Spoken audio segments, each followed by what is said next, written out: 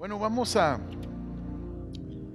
la palabra de esta noche y yo quiero que abramos nuestras Biblias, por favor, en Apocalipsis capítulo 13. Apocalipsis capítulo 13, por favor. Y vamos a estar meditando en dos preguntas que todo mundo nos hemos hecho alguna vez. ¿Quién es el anticristo y qué es la marca de la bestia? Estamos en nuestro estudio Apocalipsis, hemos aprendido a través de los primeros capítulos que, por ejemplo, el mensaje a las 7 iglesias representa un mensaje a 7 condiciones espirituales en los creyentes. También representa las diferentes etapas en la historia que ha vivido la iglesia de Cristo. Y también hemos aprendido que el Señor viene por su iglesia, que el Señor va a arrebatar a su iglesia y estaremos en la presencia del Señor. Hemos aprendido que viene un momento de tribulación para el mundo entero, el cual está profetizado en esta profecía del Apocalipsis, pero Dios siempre tendrá cuidado de su iglesia, guardándonos, llevándonos con Él cuando se manifiesta en gloria. Amén. Y también estamos creyendo por la segunda venida de Cristo, que cada día más está cerca este acontecimiento. Amén. Doctrina fundamental. Cristo viene por su iglesia. ¿Cuántos dicen amén? Amén. Bueno, en el capítulo 13 de Apocalipsis vamos a ver quién es este personaje, el anticristo. Vamos a leer el verso 1. Dice: me paré sobre la arena del mar y vi subir del mar una bestia que tenía 7 cabezas y 10 cuernos, y en sus cuernos 10 diademas, y sobre sus cabezas un nombre blasfemo, dice. Y la bestia que vi era semejante a un leopardo, y sus pies como de oso, y su boca como boca de león. Y el dragón le dio su poder y su trono y grande autoridad. Y vi una de sus cabezas como herida de muerte, pero su herida mortal fue sanada. Y se maravilló toda la tierra en pos de la bestia, y adoraron al dragón que había dado autoridad a la bestia, y adoraron a la bestia diciendo: ¿quién como la bestia y quién podrá luchar contra ella? También se le dio boca que hablaba grandes cosas y blasfemias, y se le dio autoridad para actuar 42 meses. Y abrió su boca en blasfemias contra Dios, para blasfemar de su nombre, de su tabernáculo y de los que moran en el cielo. Y se le permitió hacer guerra contra los santos y vencerlos. También se le dio autoridad sobre toda tribu, pueblo, lengua y nación, y la adoraron todos los moradores de la tierra, cuyos nombres no estaban escritos en el libro de la vida del Cordero, que fue inmolado desde el principio del mundo. Si alguno tiene oído, oiga, escuche bien, oiga. Si alguno lleva en cautividad, va en cautividad. Si alguno mata a espada debe de ser muerto. Aquí está la paciencia y la fe de los santos. Vamos a leer hasta ahí, después vamos a leer los siguientes versos. El apóstol Juan está viendo una bestia que surge del mar. Del mar. Representa el anticristo. Ahora vamos a ver algunos pasajes relacionados que nos van a ayudar a entender más el propósito de este personaje que va a surgir en los tiempos futuros. Entonces, vamos viendo desde Génesis capítulo 3, verso 15, cómo el diablo ha imitado desde siempre, ha querido imitar a Dios con envidia y codicia de lo que es Dios. Lo vemos, por ejemplo, en Génesis 3:15, cuando Dios profetiza acerca de Jesús y le dice a la mujer que la simiente de la mujer va a herir de muerte a la simiente de la serpiente. Entonces desde ahí vemos que el anticristo es la simiente prometida de la serpiente, es decir, de Satanás. ¿Por qué? Porque Satanás siempre quiere imitar, codiciando lo que es Dios y quién es Dios. Y así como Dios es en tres personas, Dios Padre, Dios Hijo y Dios Espíritu Santo, Satanás siempre ha querido igualar, pero todos sabemos que solo hay un Dios y Él es el Señor, el Creador, nuestro Salvador, Jesucristo. Amén. Entonces podemos ver que en la palabra de Dios el término anticristo realmente se refiere al concepto básico de oponerse a Cristo. Sin embargo, también la Biblia predice que se levantará una persona que es la reencarnación de todas las actitudes, propósitos y fines anticristianos. Y la Biblia lo llama anticristo porque se opone a todo lo que Cristo representa. Es un personaje que va a resurgir. Y hay algunos títulos del anticristo y quiero darles las citas para que las anoten y puedan estudiarlas en casa. Isaías 14, verso 4, el rey de Babilonia. Isaías 14, verso 4, el rey de Babilonia. Daniel capítulo 7, verso 8 y capítulo 8, 9. Se le conoce como el cuerno pequeño. También es un título del anticristo. Cuerno representa autoridad. Daniel 8:23, rey altivo. Daniel 8:23, el rey altivo. Segunda de Tesalonicenses capítulo 2, verso 3 al 8. Vuelvo a repetir, segunda de Tesalonicenses 2, verso 3 al 8. El hombre de pecado, el hijo de perdición, el inicuo. Primera de Juan capítulo 2, verso 18 también, el anticristo. Y Apocalipsis 13, verso 1, una bestia que salió del mar. Segunda Tesalonicenses capítulo 2, verso 3, ofrece una descripción más apropiada del anticristo. Dice, nadie os engañe en ninguna manera, porque no vendrá, ¿de quién está hablando? De Jesús, sin que antes venga la apostasía.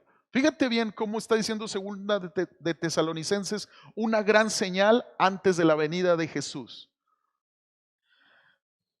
Y se manifieste el hombre de pecado, el hijo de perdición, el cual se opone y se levanta contra todo lo que se llama Dios o es objeto de culto, tanto que se sienta en el templo de Dios como Dios, haciéndose pasar por Dios. Segunda de Tesalonicenses describe cuál va a ser la postura de este líder que se va a levantar en representación del maligno, como el anticristo, el que se va a oponer a toda la obra de Cristo. Ahora, muchos creen que la nacionalidad del anticristo está revelada en esta descripción, que es una bestia que sale del mar. Muchos creen que se refiere a una persona que sale del mar de personas que viven alrededor del mar Mediterráneo. Entonces se supone, muchos han pensado que tal vez se trate de una persona que no es judía, sino que es de las naciones que rodean al Mediterráneo. Daniel 9:26 también hace una referencia que provendrá del linaje de la raza que destruyó a Jerusalén.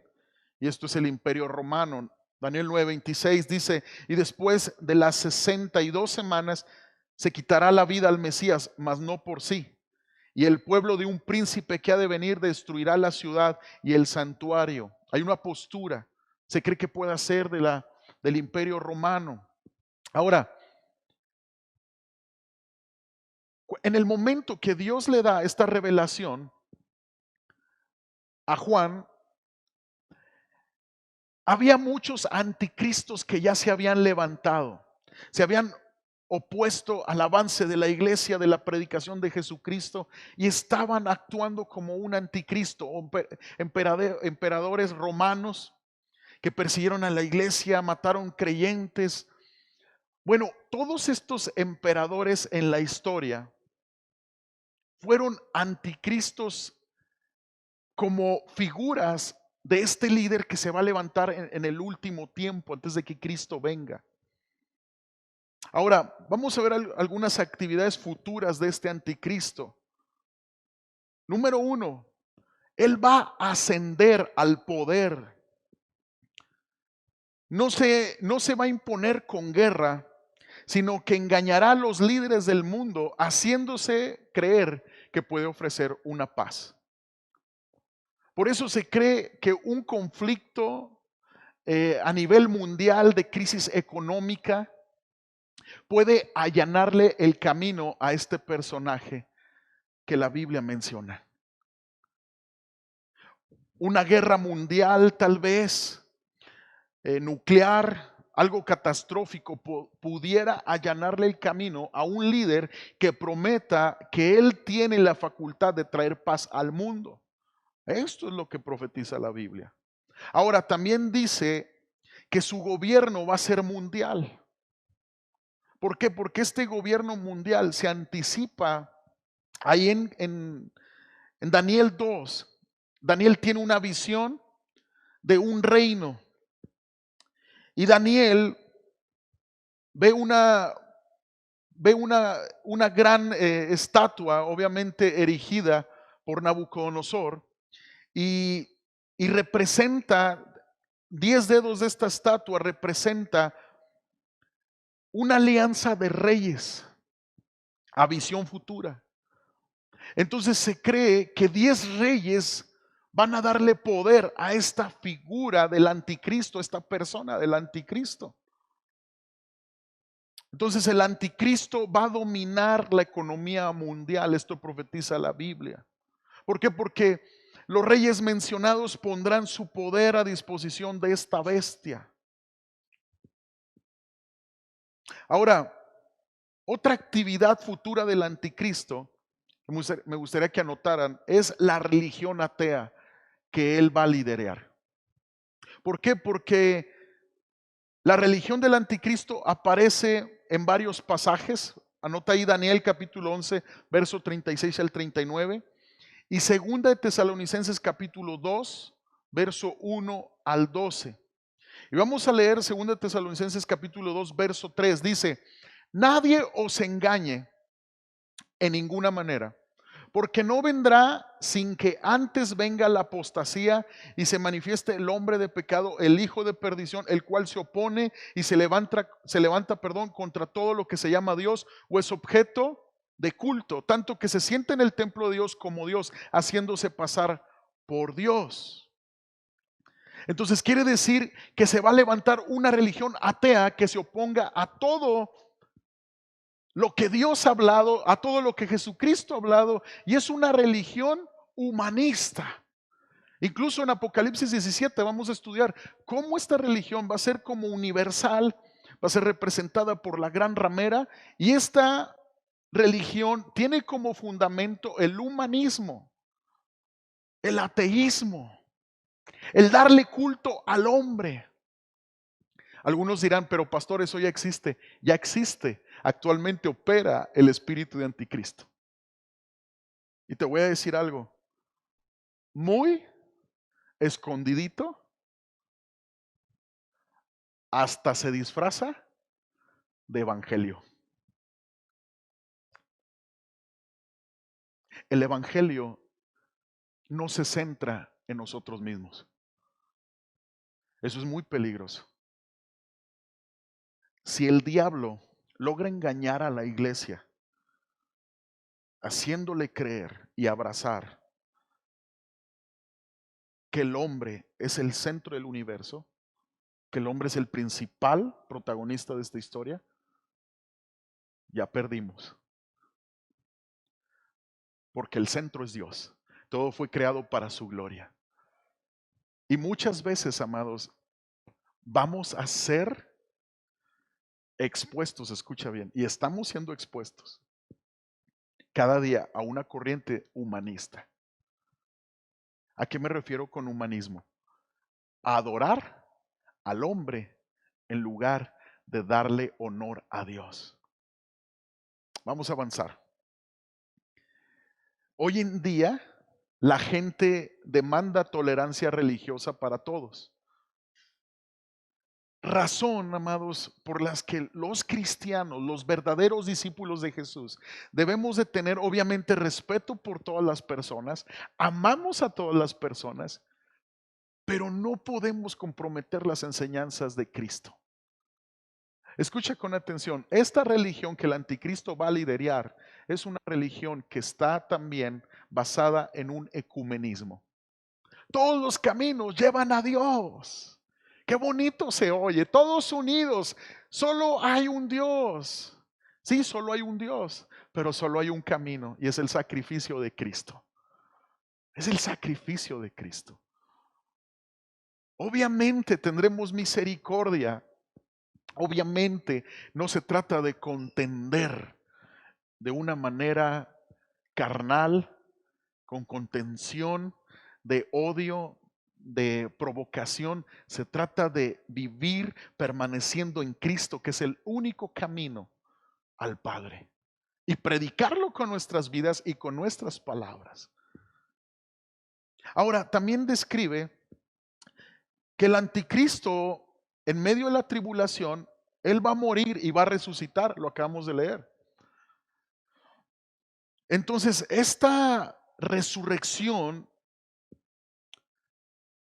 va a tratar nuevamente de imitar el modelo divino y de ganarse a la gente con señales.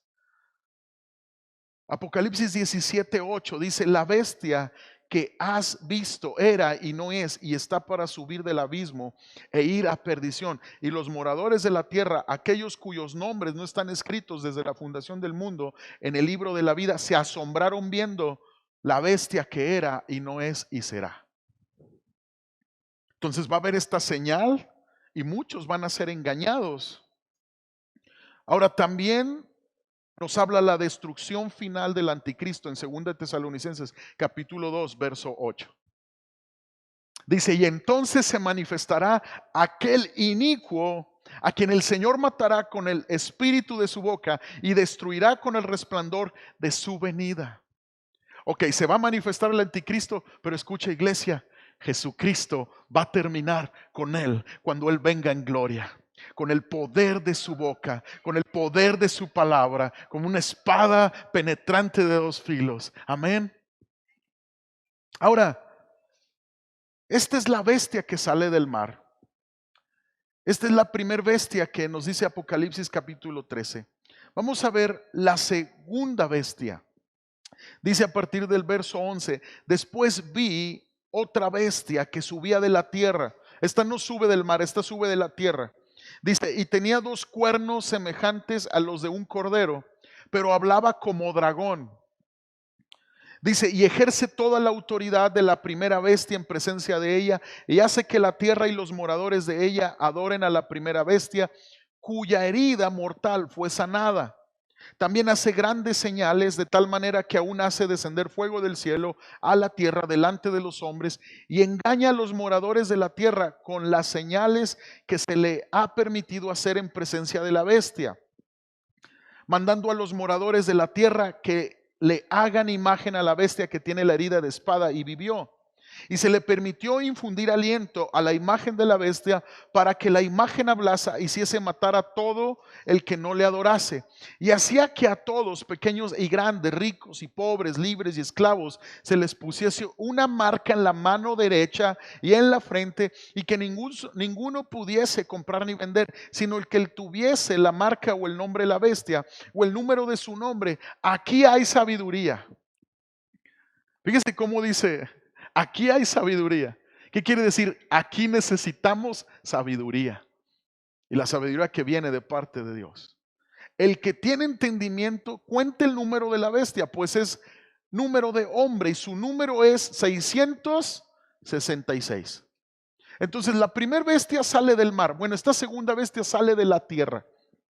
Dice que esta segunda bestia hace señales que aún engañan a muchos.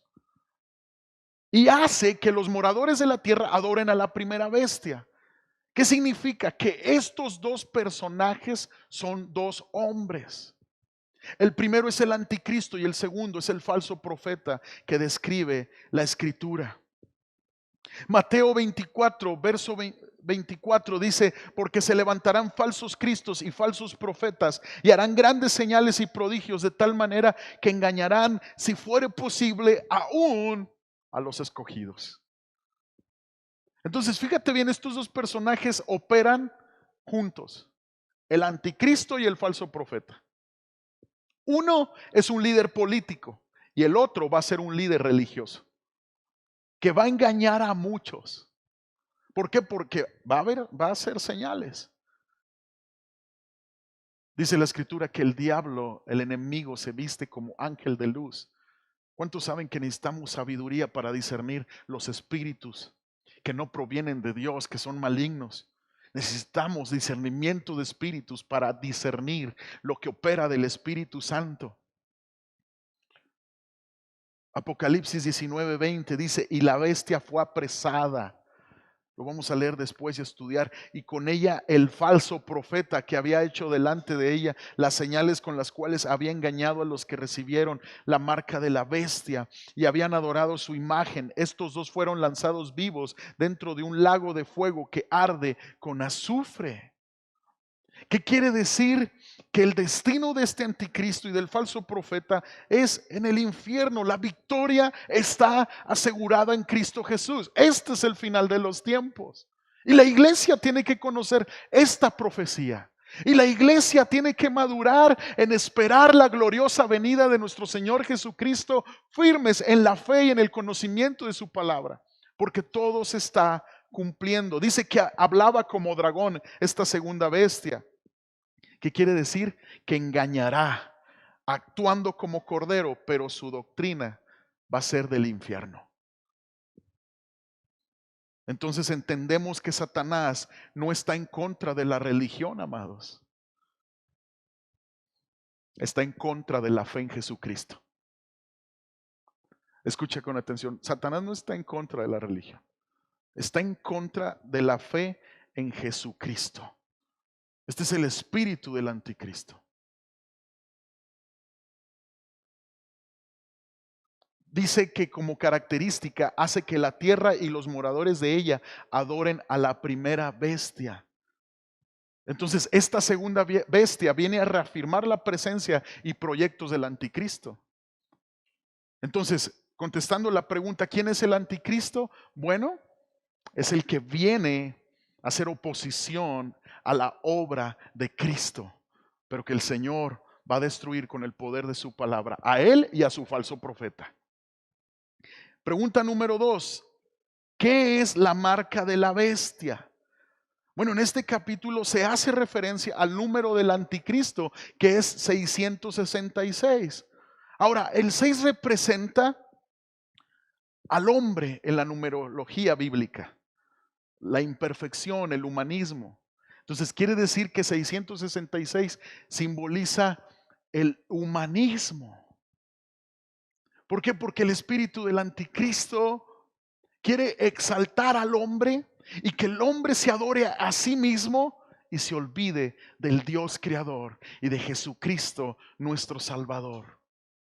Hoy en día vemos eso. Lo hemos visto desde que Jesús vino a la tierra, predicó su palabra, nos dejó su evangelio.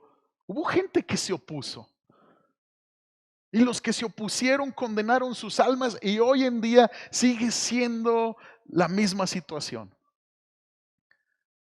El hombre adora más sus propias ideologías, sus propios pensamientos, que al único Dios y Señor verdadero. El hombre se ha encargado de hacer muchas religiones. No importa de qué lado subas a la montaña, lo importante es subir a la montaña. No, hay un camino, hay una sola verdad y ese es Jesucristo. Y ese es Jesucristo. Ahora, el simbolismo que representa esta marca, dice que se va a poner en la frente y en la mano. ¿Qué simboliza, la frente? Bueno, la frente representa nuestros deseos y nuestra voluntad. Y la mano simboliza nuestras actividades. La mano derecha Entonces esto quiere decir que de alguna manera el anticristo dejará su huella sobre la gente en todas partes, haciendo que le sirvan con su voluntad y con sus acciones. Entonces el anticristo va a imponer un control global de la población en estos tiempos futuros. Ahora es importante que entendamos esto. La Biblia nos advierte que si tenemos la marca de la bestia, vamos a tener una terrible suerte. Apocalipsis 14, verso 11, vamos a leerlo. Apocalipsis 14, verso 11 dice: y el humo de su tormento sube por los siglos de los siglos, y no tienen reposo de día ni de noche los que adoran a la bestia y a su imagen, ni nadie que reciba la marca de su nombre. Entonces, ¿qué quiere decir esto? ¿Debo tener miedo que por accidente yo me ponga la marca de la bestia? No, porque ponerte la marca de la bestia implica adorar a la bestia. Implica tener conciencia y decisión de que el espíritu del humanismo, el espíritu del anticristo gobierne mi voluntad y mis acciones. Entonces no puedes tener miedo de ponerte una marca por accidente. Entonces, amados, la decisión sería tan evidente que constituiría un caso de vida o muerte. Entonces no podemos caminar en el mundo como cristianos teniendo miedo de que si un dispositivo tecnológico es la marca de la bestia. ¿Por qué, amados? Porque si nos vamos a pues un chip, pues ya todos estaríamos controlados, porque todos traen chips en sus bolsas de los pantalones con los celulares. Cuando salió el ISO 9000 en aquellos años, como en el 98 al 2000, que se exigía ese documento para que las empresas laboraran, muchos predicadores dijeron: esa es la marca de la bestia. Pero ¿cómo le hago? Porque si no, no me van a dejar vender ni comprar con esa situación en mi negocio. No, no podemos levantarnos y decir que solo se trata de algún artefacto tecnológico. Porque si nos vamos al entendimiento que la frente simboliza nuestra voluntad, nuestros pensamientos y una marca en la mano simboliza las acciones, entonces esto es más que un dispositivo electrónico o una vacuna. De lo que hablamos en cuanto a la marca de la bestia es de a quién tú y yo vamos a servir y a quién nos vamos a aliar. Entonces, en términos reales, vamos a ser claros, el espíritu del anticristo ya está activo en este momento. Desde que Cristo vino, el espíritu de anticristo lo rechazó. Herodes se levantó matando a los niños, se levantó persecución contra Cristo. El espíritu religioso de los fariseos era un espíritu de anticristo. ¿Por qué? Porque no aceptaban la gracia, no aceptaban la confrontación de su religiosidad. El espíritu del anticristo ha existido y está ahorita operando. Primera de Juan capítulo 2, verso 18 lo dice. Dice: hijitos, ya es el último tiempo. Mire cómo el apóstol Juan es tierno. También Juan fue inspirado por Dios para escribir las cartas de Juan. Dice: hijitos, ya es el último tiempo, y según vosotros oísteis que el anticristo viene. Así ahora han surgido muchos anticristos, por esto conocemos que es el último tiempo. Entonces la pregunta que la iglesia nos tenemos que hacer es que si le vamos a entregar al espíritu del mundo nuestra mente y nuestro trabajo. La pregunta que nos debemos de hacer como iglesia de Cristo es que si nuestra alianza va a ser con Dios o con el espíritu de este mundo. que rechaza a Cristo. Es impresionante cómo cuando tú quieres evangelizar a alguien, tú mencionas la palabra Dios, conoce a Dios, cree en Dios. Oh, sí, sí creo. Ah, ¿cómo no? No, pues claro que sí. Dios y yo, olvídense. Pero tú mencionas la palabra Jesucristo y les cambia la cara. Jesús, sí, claro. Yo oro siempre a Jesús. ¿Saben por qué? Porque Jesús representa dejar tu humanidad, dejar tu pecado, para que Dios pueda levantarte una nueva vida y vida eterna. Porque Jesús simboliza la destrucción de tu ego. Porque Jesús simboliza la destrucción de tu criterio para salvarte. Y Jesús simboliza la salvación que viene del cielo a toda la humanidad. Arrepentimiento y perdón de pecados, el nombre de Cristo es el único camino para reconciliarnos con Dios Padre. Amén. Alguien le da un aplauso a Jesús porque Él nos salvó, Él nos escogió y nos ha llamado a un llamamiento santo. Jesús es la vida, Jesús es la verdad. Ahora, amados, ¿cuál es la aplicación para hoy? Como iglesia, Jesús llama a sus discípulos a apartarse completamente de la escala de valores de este mundo.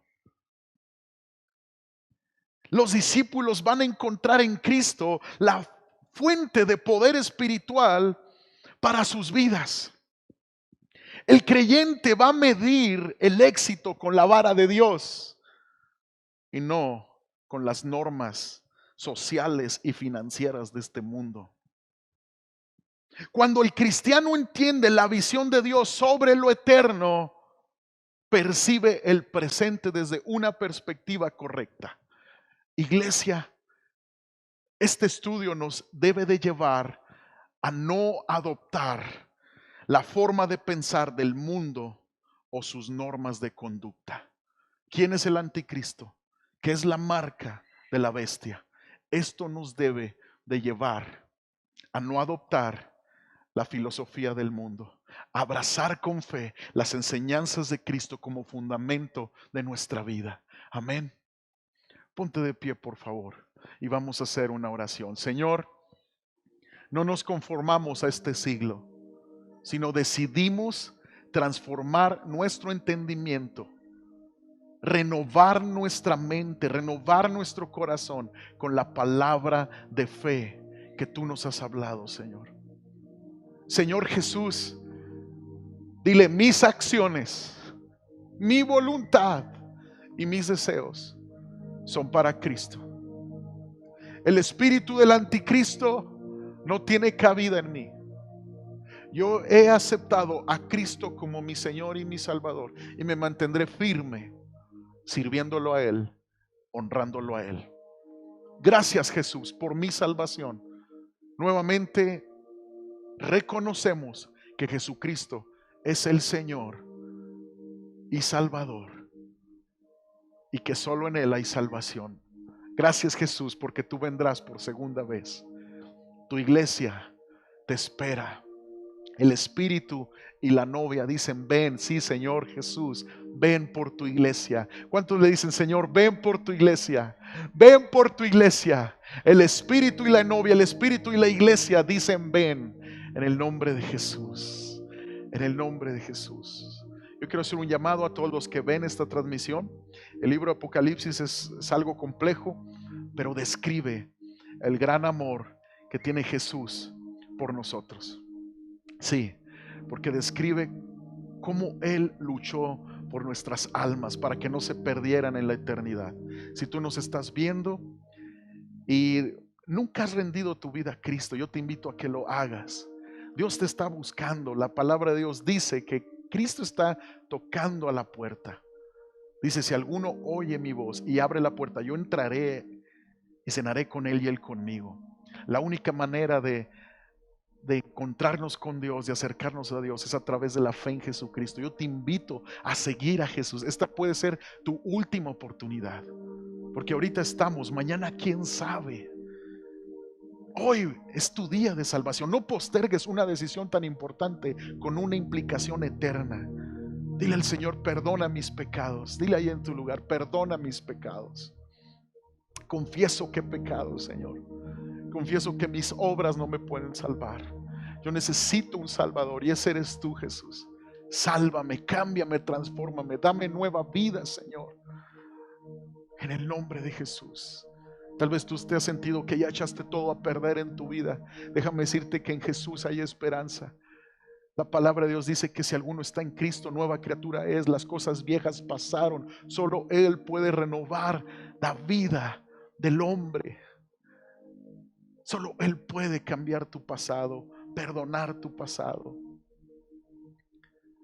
En el nombre de Jesús, entrégale tu vida y dile al Señor, Señor, yo declaro que Jesucristo es el Señor de mi vida.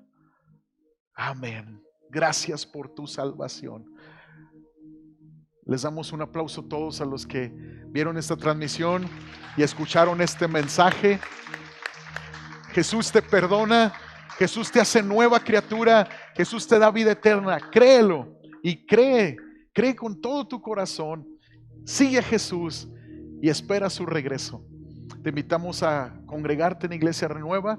Buscamos la palabra de Dios y somos una familia no perfecta, pero sí genuina, que deseamos conocer a Dios cada vez más. Dios les bendiga. Gracias.